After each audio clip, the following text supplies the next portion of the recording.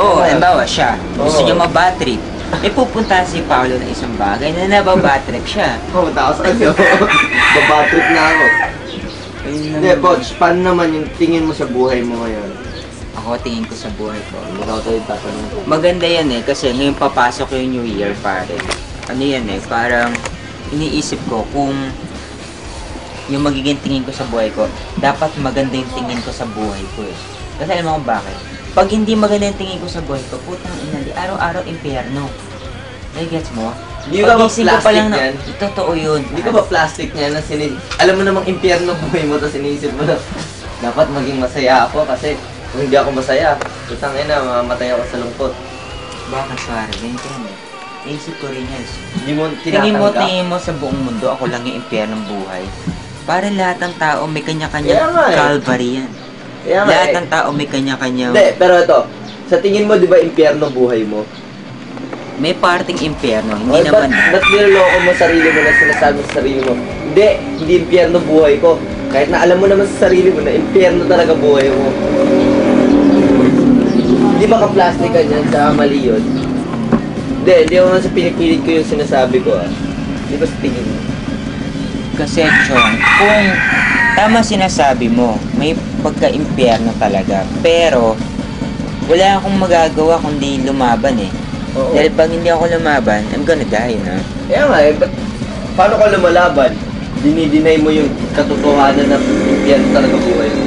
Yun ba yung paraan mo ng paglaban? Tatalikuran mo yung kalaban mo? Hindi kasi yung mga destructive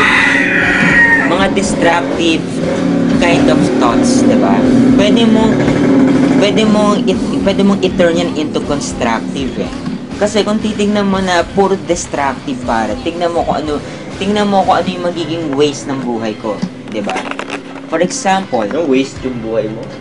yung waste, yung system ng buhay ko, kung magiging destructive ang tingin ko, 'di ba?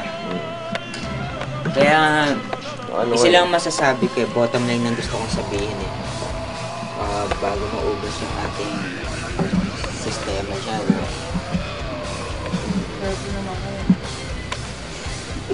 Plastic. Sige, game. Yeah. Dito yan para napakasibe.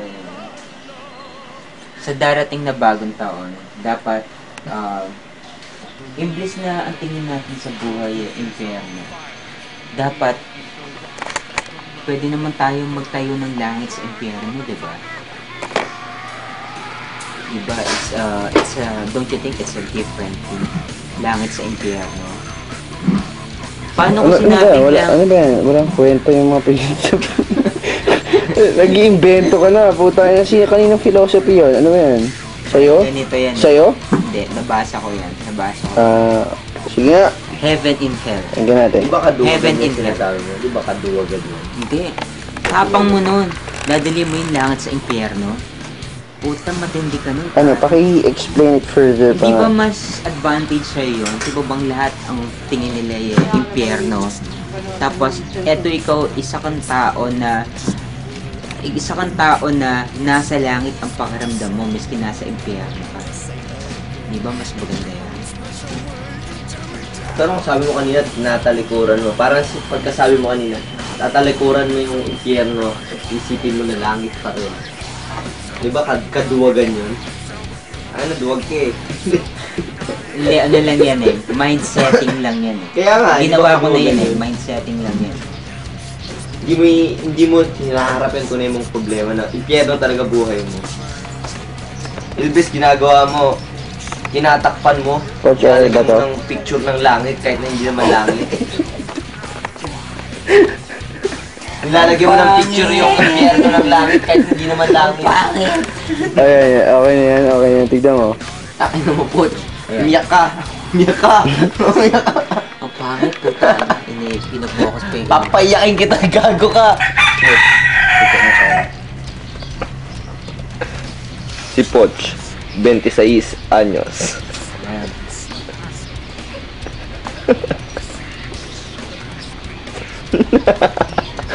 Ano yun? Taka na po, sagutin mo yung tanong ko.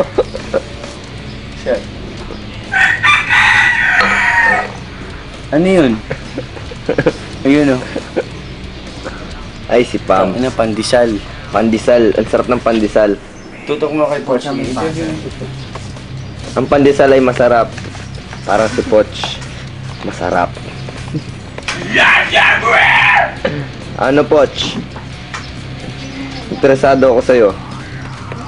Ano masasabi mo sa sarili mo ngayon? May narating ka na ba sa buhay mo? Yun sa mga pangarap ko, nakuha ko na yung dreams ko kasi nawala eh.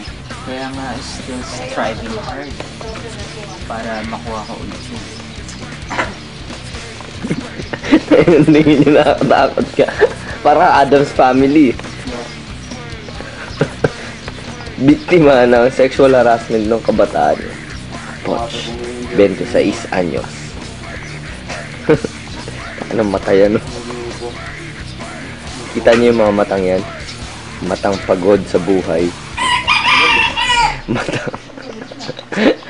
Matang takot matang takot sa buhay. Matang naharas ng bata siya. Yan si Poch, 26 anyos. Si Mike, ang kaibigan niyang hindi plastic. Saan ako pupunta? Ang baduy mo, saan? Sa Jollibee!